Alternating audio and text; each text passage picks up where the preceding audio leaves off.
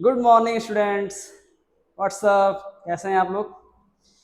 देखिए, आज हम आप लोग को पढ़ाएंगे क्लास 10th का बहुत ही इंपॉर्टेंट चैप्टर नंबर 10, जो कि एनसीईआरटी का है और फिजिक्स में मान सकते हैं chapter number first, reflection. Light से रिलेटेड चैप्टर है और बहुत ही इंपॉर्टेंट है। तो इसको पढ़ने से पहले हम लोग लाइट के बारे में जान जाएं कि लाइट होता क्या है। तो लाइट का मतलब एक बार जान जाइए कि लाइट एक सोर्स ऑफ एनर्जी है, जिसके हेल्प से हम लोग किसी भी चीज को जो कि अंधेरे में रखा हुआ है उसको आसानी से हम लोग देख सकते हैं। बहुत ही इंपॉर्टेंट चैप्टर है, पढ़ने में बहुत मजा आएगा। तो लाइट के बारे में आप लोग जान गए। Light is a source of energy which help to see the object in the darkness और इन द नाइट। उसके बाद से हम लोग पढ़ेंगे, इसके बारे में तो जानते ही होंगे, ये क्या है? एलईडी बल्ब है। ये भी लाइट ही देता है, जिससे हम लोग अंधेरे में रखे किसी चीज को देखते हैं। लाइट इंट्रोडक्शन इंट्रोडक्शन बता चुके हैं आपको। Light is the source of energy. हाँ, एक बात और, लाइट को हिंदी में बोलते हैं प्रकाश। लाइट का हिंदी होता है प्रकाश। उसके बाद से हम लोग आते हैं जो चैप्टर का नाम है। तो चैप्टर का नाम है आपका प्रकाश का परावर्तन तथा अपवर्तन। इसका इंग्लिश होता है reflection and refraction of light. ये चैप्टर का नाम है।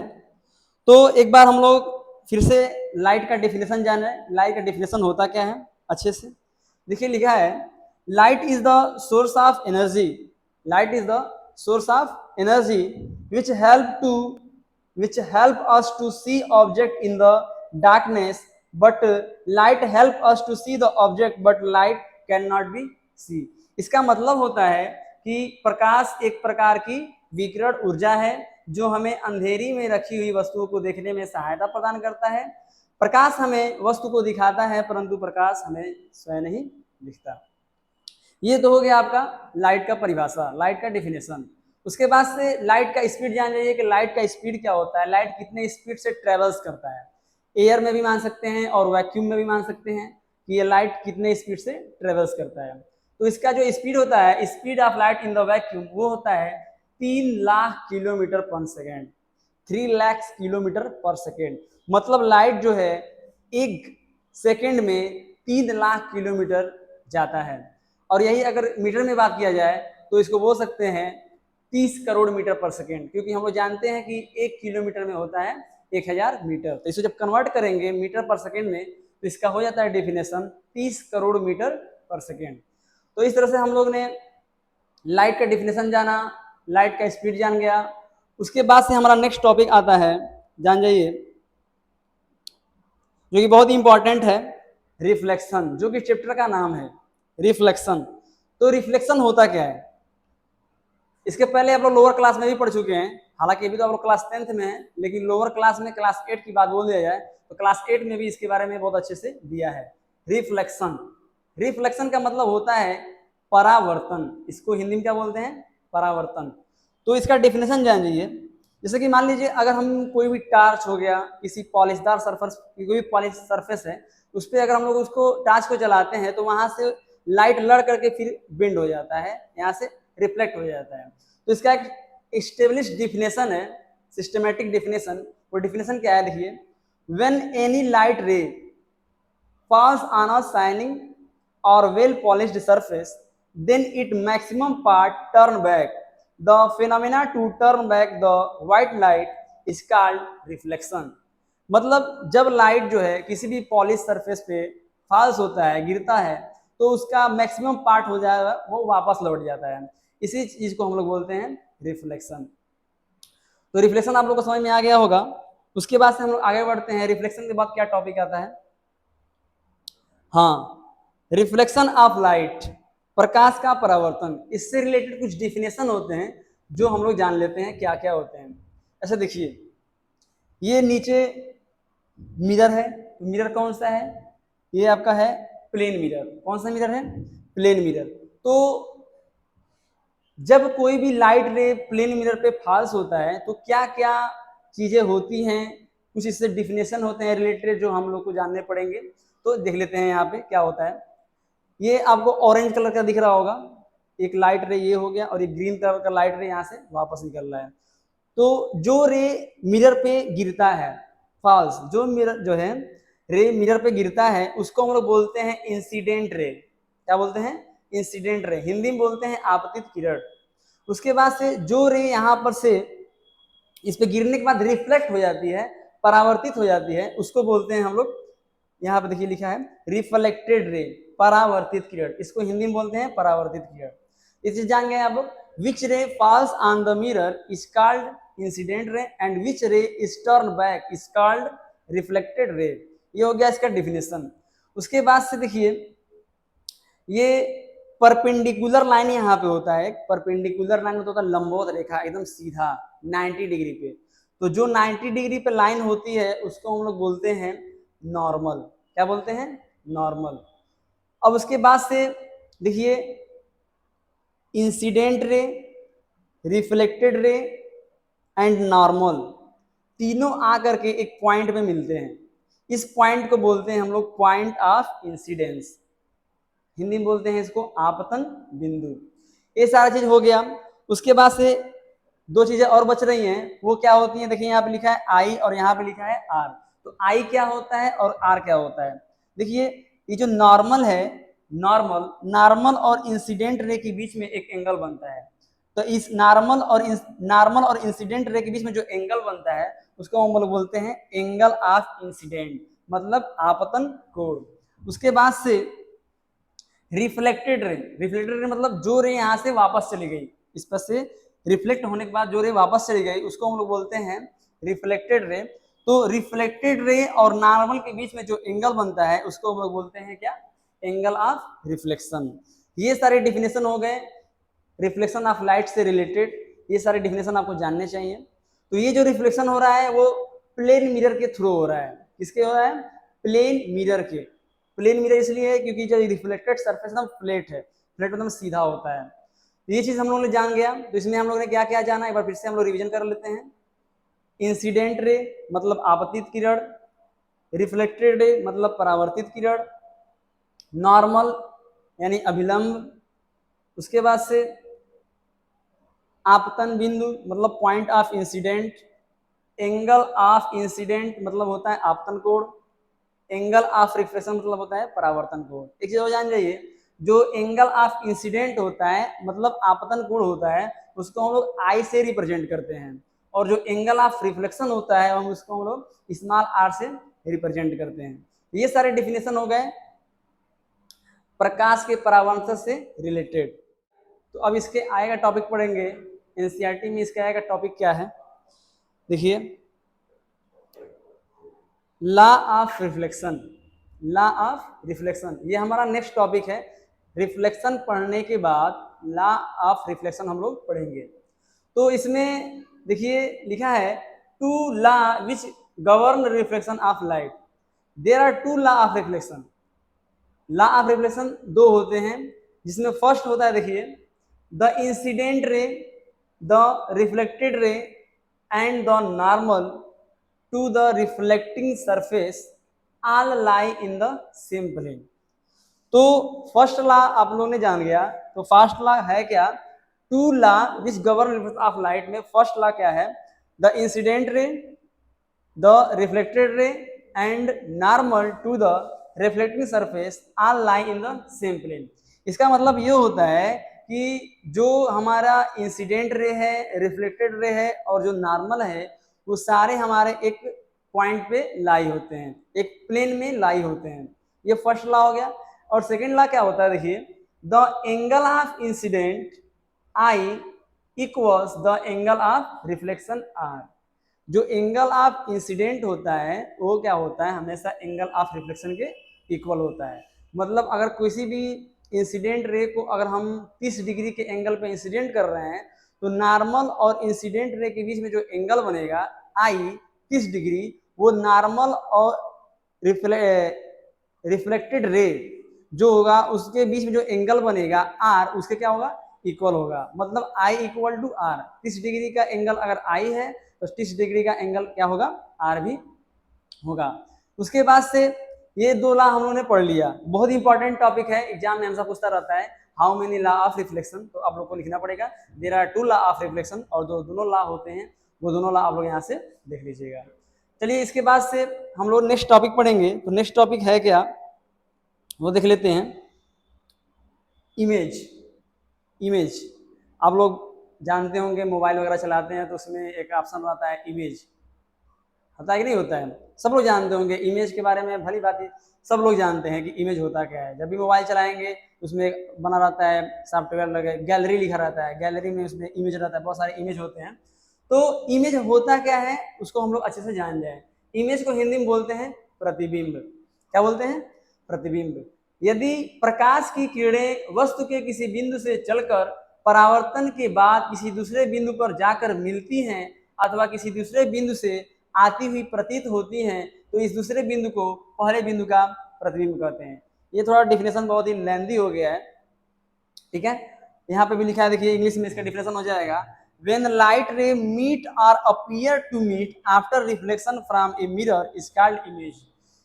इमेज का मतलब होता है हमारा चेहरा। जैसे मान लीजिए हम लोग किसी भी मिरर के सामने खड़े होंगे तो मिरर में जो हमारा दिखता है, जो भी चेहरा दिखता है उसी को हम लोग बोलते हैं इमेज। यहाँ पे साइंस के लैंग्वेज में डिफिनेशन बनाया गया है, वो डिफिनेशन आप लोग लर्न कर लीजिएगा, समझ लीजिएगा, ठीक है। तो इस तरह से हम लोगों ने इमेज पढ़ लिया। तो अब इमेज जो है, इमेज के भी टाइप्स होते हैं। इमेज क्या होता है? टाइप्स होते हैं। इमेज 2 टाइप्स के होते हैं, और वो दोनों टाइप्स क्या क्या होते हैं हम लोग देख लेते हैं। यहाँ पे लिखा है टाइप्स ऑफ इमेज, प्रतिबिंब के प्रकार। तो प्रतिबिंब 2 प्रकार के होते हैं, there are 2 types of image. पहला इमेज होता है वास्तविक प्रतिबिंब जिसको हम लोग बोलते हैं रियल इमेज, और दूसरा होता है आभासी प्रतिबिंब जिसको हम लोग बोलते हैं virtual image. There are 2 types of image, first real image and second virtual image. इस दोनों इमेज के बारे में हम लोग अच्छे से पढ़ लेते हैं कि रियल इमेज क्या होता है और वर्चुअल इमेज क्या होता है। तो देखिए यहाँ पे रियल इमेज की बात हो रही है, तो रियल इमेज होता क्या है? लिखा है the real image is defined as one that is form when a ray of light directed in fix point this image can take on the screen.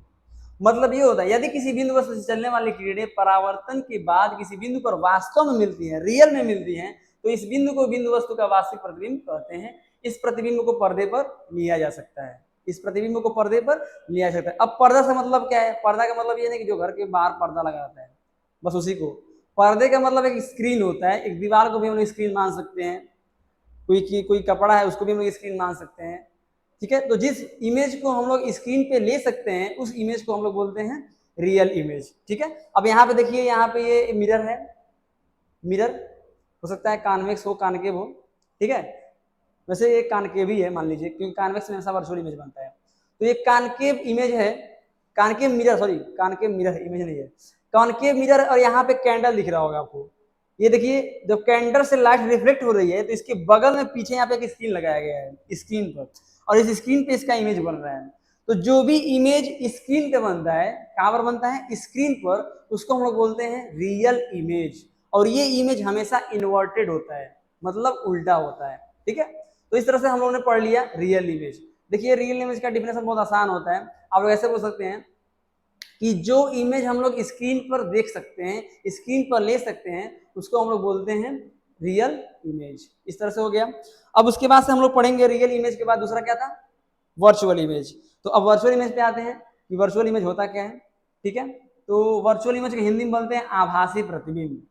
लिखा है virtual image is the defined as the image form when a ray of light appear to meet at a point। मतलब ये जो image होता है, जो वो इसमें जो रिफ्लेक्शन होता है, जो जहां से लाइट निकलती है, वो रियल में नहीं, जैसा लगता है अपीयर्स टू मीट, मतलब हम लोग को आभास होता है, ठीक है। और ये जो इमेज बनता है ये स्क्रीन पे नहीं बनता है। इस इमेज को हम लोग केवल कहाँ देख सकते हैं? मिरर के अंदर देख सकते हैं, ठीक है। जैसे यहाँ पे देखिए, यहाँ पे एक कोई आदमी है, ये अपना इमेज कहाँ देख रहा है? ये मिरर है, ठीक है। यहाँ पे लिखा भी हुआ है वर्चुअल इमेज। मतलब जो कुछ भी हम लोग मिरर के अंदर देखेंगे, जो दिखाई देगा वो हमारा हो जाएगा वर्चुअल इमेज। और वर्चुअल इमेज हमेशा सीधा होता है और रियल इमेज हमेशा उल्टा होता है। तो अब देखिए तो वर्चुअल इमेज और रियल इमेज में बस एक सिंपल सा डिफरेंस जान लीजिए कि होता क्या है कि जो रियल इमेज होते हैं उसको हम लोग स्क्रीन पे ले सकते हैं और ये हमेशा उल्टा होता है, और जो वर्चुअल इमेज होते हैं ये स्क्रीन पे नहीं ले सकते हैं और ये हमेशा मिरर के अंदर बनता है, ठीक है, और ये हमेशा सीधा होता है। तो इस तरह से हम लोगों ने पढ़ लिया रियल इमेज और वर्चुअल इमेज। उसके बाद से हम लोग का टॉपिक आएगा, देखिए मिरर। मिरर में आता है हमारा प्लेन मिरर। तो हम लोग प्लेन मिरर के बारे में जान जाए, प्लेन मिरर सब लोग देखे ही होंगे। प्लेन मिरर होता क्या है, जो रोजाना आप लोग अपना चेहरा देखते हैं, जो अपना बाल वगैरह झाड़ते हैं, कभी क्रीम पाउडर लगाते हैं, सारा चीज वो चीज हमारा प्लेन मिरर के अंदर आता है, कोई कान के मिरर नहीं लगा रहता है। तो ये हमारा प्लेन मिरर हो गया। प्लेन मिरर एकदम सीधा होता है, एकदम सीधा। तो यहाँ पे डिफिनेशन भी लिख लिया गया, लिखिए समतल दर्पण एक ऐसा दर्पण होता है जिसे उसका परावर्तक पृष्ठ समतल होता है। समतल दर्पण से बना प्रतिबिंब आभासी तथा सीधा होता है। प्रतिबिंब का आकार वस्तु के आकार के बराबर होता है, अतः प्रतिबिंब का आवर्धन 1 होता है। मतलब plane mirror are those mirror which have the reflective surface. The mirror form by plane mirror is always virtual and erect. देखिए जो हमारा प्लेन मिरर होता है वो हमेशा जो इमेज बनाता है वो वर्चुअल बनाता है। The size of image is equal to the size of object. Therefore its magnification is 1। जो हमारा इमेज का साइज होता है और जो ऑब्जेक्ट का साइज होता है, तो जो इमेज बनता है हमारा प्लेन मिरर के अंदर, जो इमेज बनता है वो हमेशा ऑब्जेक्ट के साइज के इक्वल बनता है। तो अब जो है हाइट ऑफ ऑब्जेक्ट भी और हाइट ऑफ इमेज दोनों इक्वल हैं, तो जाहिर सी बात है कि उसका जो मैग्निफिकेशन आएगा वो 1 निकल के आएगा। तो इस तरह से हम लोगों ने जान लिया प्लेन मिरर। बहुत ही सिंपल टॉपिक है, समझ सकते हैं आप लोग। उसके बाद से हम लोग आते हैं स्फेरिकल मिरर। स्फेरिकल मिरर क्या होता है जान जाइए। स्फेरिकल मिरर को हिंदी में बोलते हैं गोलीय दर्पण। Spherical mirror is cutting piece of hollow sphere glass in one side paint with red oxide. गोलीय दर्पण कांच के खोखले गोले का काटा गया भाग होता है जिसके एक पल नहीं तल होता है, तल माने सरफेस, तल पर पारे की कढ़ाई तथा लाल ऑक्साइड का पेंट होता है और दूसरा तल परावर्तक तल होता है। जैसे कि स्फेरिकल मिरर, जैसे कोई हालो स्फेयर हो गया गोल टाइप का, उसको काट करके निकाला गया रहता है और उस एक तरफ जो है रेड ऑक्साइड का जो है पेंट किया गया रहता है, या फिर पारा मरकरी जानते होंगे उसको जो है पॉलिश कर दिया गया रहता है, वो हो जाता है स्फेरिकल मिरर। यहाँ पे देखिए, यहाँ पे दिखा है जो, तो यहाँ पे लिखा हुआ है कॉनकेव मिरर, कॉन्वेक्स मिरर। तो हाँ, स्फेरिकल मिरर के 2 टाइप्स होते हैं, ये भी जान जाइए। There are 2 types of spherical mirror, first concave mirror and second convex mirror, ठीक है। अब मान लीजिए ऐसे देखिए, ऐसे एक सर्कल बन रहा है, गोला बन रहा है, तो इसको काट करके हम लोग निकालते हैं तो हमारा बन के आता है स्फेरिकल मिरर। अब कब कॉनकेव मिरर होगा, अब कब कॉन्वेक्स मिरर होगा, वो मैं आप लोग को बताता हूँ।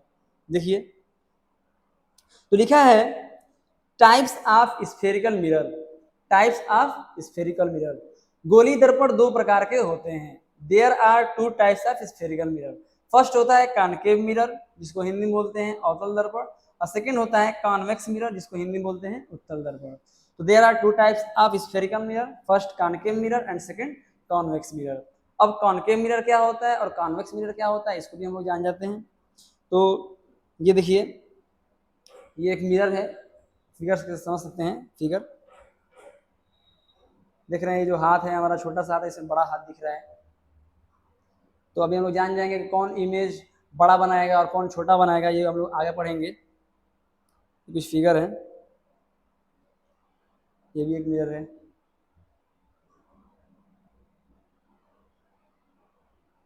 ये भी मिरर है। तो कॉनकेव मिरर क्या होता है इसके बारे में हम लोग जान लेते हैं। कॉनकेव मिरर, कॉनकेव मिरर अवतल दर्पण, in which mirror the reflection of light from inward side are called concave mirror. Inward side, inward मतलब होता है अंदर की तरफ, तो वही लिखा है वह दर्पण जिसमें परावर्तन दबे हुए तल, दबे हुए तल मतलब मान सकते हैं अंदर की तरफ से होता है, अर्थात गोले का भीतरी तल परावर्तक तल होता है। भीतरी मतलब अंदर का मान सकते हैं, ठीक है। अब यहाँ पे देखिए ध्यान से, यहाँ पे फिगर से हम लोग समझ में आ जाएगा। यहाँ पे ये है आपका मिरर, यहाँ पे पॉलिश किया हुआ है, आप लोग को दिख रहा होगा, थोड़ा मैं इसको जूम कर देता हूँ, समझने में आसानी होगी। हाँ, अब ये देखिए यहाँ पे जो है डार्क कलर से थोड़ा सा पॉलिश किया गया, हो सकता है आप लोग को दिख रहा हो, ना भी दिख रहा हो। इसके बाहर साइड में पॉलिश किया गया रहता है, ठीक है। बाहर साइड में क्या होगा, पॉलिश किया रहेगा, और जो रिफ्लेक्शन ऑफ लाइट होगा वो कहाँ से होगा, अंदर के तरफ से होगा। तो ये हो जाएगा हमारा कॉनकेव मिरर। तो आप बस ये जान जाइए कि जो कॉनकेव मिरर होता है उसमें जो रिफ्लेक्शन ऑफ लाइट होता है वो इनवर्ड से होता है, मतलब अंदर के तरफ से होता है। ये हमारा हो गया कॉनकेव मिरर का डिफिनेशन। उसके बाद से हम लोग आते हैं कॉन्वेक्स मिरर। तो कॉन्वेक्स मिरर क्या होता है ये भी जान लेते हैं। Convex mirror, in which mirror the reflection of light from outward side are called convex mirror। अगर आपको कॉनकेव मिरर का डिफिनेशन याद हो गया होगा तो कॉन्वेक्स मिरर का भी डिफिनेशन आसानी से आप लोग याद कर सकते हैं, क्योंकि ये बहुत ही उसी का एकदम सेम अपोजिट होता है। उसमें इनवर्ड से रिफ्लेक्शन होता है तो इसमें आउटवर्ड से रिफ्लेक्शन होता है। यहाँ पे देख लीजिए इसका फिगर दिया हुआ है, ये हो गया कॉन्वेक्स मिरर का। मैं थोड़ा जूम कर देता हूँ दिखने के लिए आप लोग को। यहाँ पे देखिए ये आपका हो जाएगा अंदर की तरफ पॉलिश हो गया और बाहर से क्या होगा, इसका रिफ्लेक्शन होगा, इसलिए इसको हम लोग बोलते हैं कॉन्वेक्स मिरर। चलिए ये सारा चीज तो हो गया। तो हम लोग ने जो चीज जान गया, क्या जाना, स्फेरिकल मिरर। स्फेरिकल मिरर में दो टाइप्स, कॉनकेव मिरर और कॉन्वेक्स मिरर। उसके बाद से हमारा नेक्स्ट टॉपिक आता है definition related to spherical mirror. Definition related to spherical mirror, गोली दर्पण से संबंधित परिभाषाएं। अब कुछ डेफिनेशन होते हैं जिसको हम लोग जान जाते हैं कि क्या होता है। स्फेरिकल मिरर से रिलेटेड कुछ डेफिनेशन होते हैं, जिसमें फर्स्ट आता है आपका सेंटर ऑफ कर्वेचर, इसको हम लोग बोलते हैं वक्रता केंद्र। सेकंड होता है रेडियस ऑफ कर्वेचर, इसको बोलते हैं वक्रता त्रिज्या। थर्ड होता है पोल ध्रुव, प्रिंसिपल एक्सिस मुख्य अक्ष, अपर्चर ऑफ मिरर दर्पण का द्वारक, प्रिंसिपल फोकस मुख्य फोकस, फोकल लेंथ फोकस दूरी। ये 7 डेफिनेशन है स्फेरिकल मिरर से रिलेटेड, जिसको हम लोग अभी कुछ समय में सीख लेते हैं कि ये होते क्या हैं, क्योंकि ये सारे डेफिनेशन हम लोग जानेंगे तभी जब हम लोग डायग्राम बनाएंगे तो समझ पाएंगे कि हाँ कौन रे कहाँ से निकल रही है। तो इसमें कभी कभी एग्जाम में पूछ देता है what do you understand by principal focus, मुख्य फोकस से आप क्या समझते हैं। ठीक है, वैसे तो हम लोग सातों पढ़ेंगे, सातों समझेंगे, सातों याद करेंगे। ठीक है, चलिए तो फर्स्ट आता है हमारा, देखिए लिखा है radius of curvature. Radius of curvature, तो ये होता क्या है, इसका डेफिनेशन क्या होता है, देखिए लिखा है the radius of which sphere, the radius of which sphere those mirror is a part are called radius of curvature.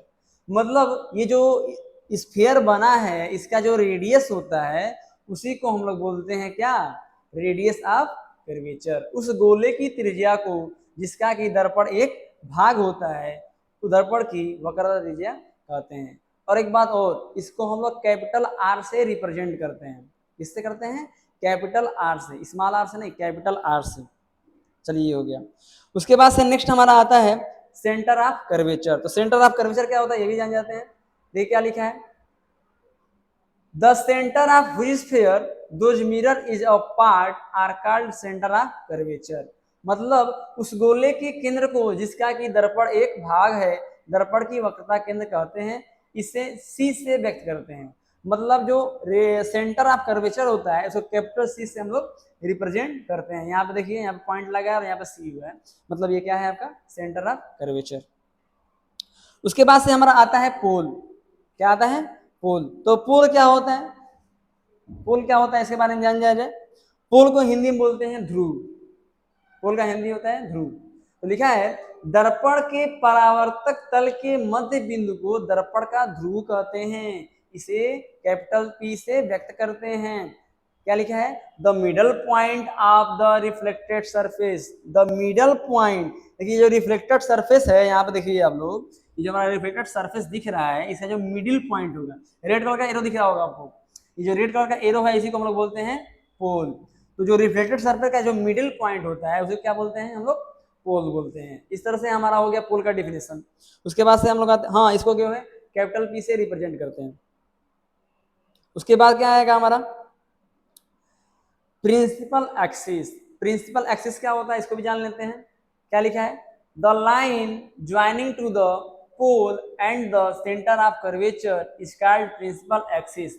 दर्पण के ध्रुव तथा वक्रता केंद्र को मिलाने वाली रेखा को दर्पण का मुख्य अक्ष कहते हैं। मतलब जो हमारा सेंटर ऑफ कर्वेचर होता है और जो पोल होता है, उस दोनों को जब मिलाएंगे तो जो हमारा बनेगा उसी को बोलेंगे हम लोग प्रिंसिपल एक्सिस। यहाँ पे देखिए, यहाँ पे P है, P माने पोल, यहाँ पे C है, इस दोनों को जब मिलाएंगे तो हमारा क्या बन जाएगा, प्रिंसिपल एक्सिस बन जाएगा, मुख्य अक्ष बन जाएगा। चलिए ये चीज तो हो गया हमारा प्रिंसिपल एक्सिस। इसके बाद से नेक्स्ट टॉपिक क्या आता है उसको जान लेते हैं। आपर्चर, आपर्चर को बोलते हैं दर्पण का द्वारक। इसको भी जान लेते हैं ये होता क्या है। पहले यहाँ से फिगर समझ लेते हैं। ये मान लीजिए स्फेरिकल मिरर है, तो जो यहाँ और यहाँ का जो बीच का जो डिस्टेंस होता है उसी को हम लोग बोलते हैं आपर्चर, दर्पण का द्वारक। इसका डिफिनेशन होता है the diameter of reflected plane of mirror are called aperture. दर्पण के परावर्तक तल के व्यास को दर्पण का द्वारक कहते हैं। ये हो गया इसका डिफिनेशन आपर्चर का।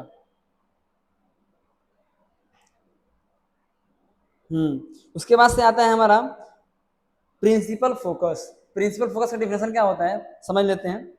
लिखा है define the principal focus of a concave mirror. क्या है, दर्पण की मुख्य अक्ष के समांतर आने वाली प्रकाश की किरणें दर्पण से परावर्तन के बाद मुख्य अक्ष के जिस बिंदु पर या तो वास्तव में मिलती हैं या मिलती हुई प्रतीत होती हैं, उस बिंदु को दर्पण का मुख्य फोकस कहते हैं। इसे कैपिटल एफ से व्यक्त करते हैं, कैपिटल एफ से रिप्रेजेंट करते हैं। अब इसको इंग्लिश में क्या डिफिनेशन होगा, principal focus of concave mirror is the point on its principal axis where light ray coming parallel to the principal axis actually concave after reflection from mirror।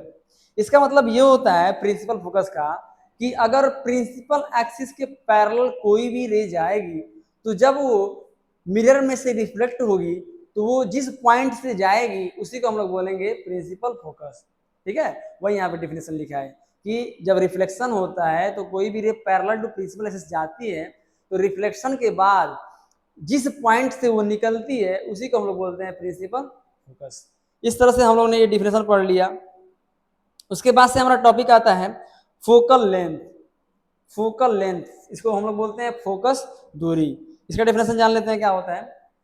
Focus दूरी, focal length क्या लिखा है, दर्पण के ध्रुव से मुख्य focus तक की दूरी। दर्पण के ध्रुव से, जो P लिखा है ना, यहाँ देखिए ये P है, P को हम लोग बोलते हैं ध्रुव। दर्पण के ध्रुव से मुख्य फोकस तक की दूरी को दर्पण की फोकस दूरी कहते हैं। इसे F से व्यक्त करते हैं। इंग्लिश में क्या हो जाएगा डिफिनेशन इसका, the distance between pole and principal focus is called focal length. मतलब प्रिंसिपल फोकस और जो पोल के बीच का जो डिस्टेंस होता है उसको हम लोग बोलते हैं फोकल लेंथ। इसको हम लोग स्मॉल एफ से रिप्रेजेंट करते हैं। इस तरह से हम लोगों ने सारा टॉपिक पढ़ लिया। ठीक है, हम लोगों ने जो भी डिफिनेशन, वो जो 6 डिफिनेशन थे मिरर से रिलेटेड, उसको हम लोग ने जान लिया। तो फिर से उसको देख लेते हैं। यहाँ से centre of curvature, radius of curvature, pole, principal axis, aperture of mirror, principal focus, focal length, ये 6 डिफिनेशन थे जिसको हम लोगों ने 6 नहीं 7 है ना, 1 2 3 4 5 6 7 7 डिफिनेशन थे। ये सातों हम लोगों ने पढ़ लिया। ठीक है, इसके बाद से हमारा नेक्स्ट टॉपिक आता है क्या, उसको बारे में हम लोग जान लेते हैं।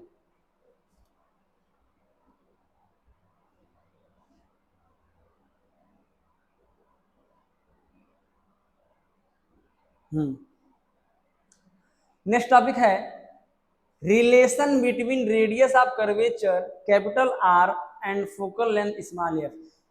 रेडियस ऑफ कर्वेचर को आपको बताया था कैपिटल आर से रिप्रेजेंट करते हैं और जो फोकल लेंथ को स्मॉल एफ से रिप्रेजेंट करते हैं।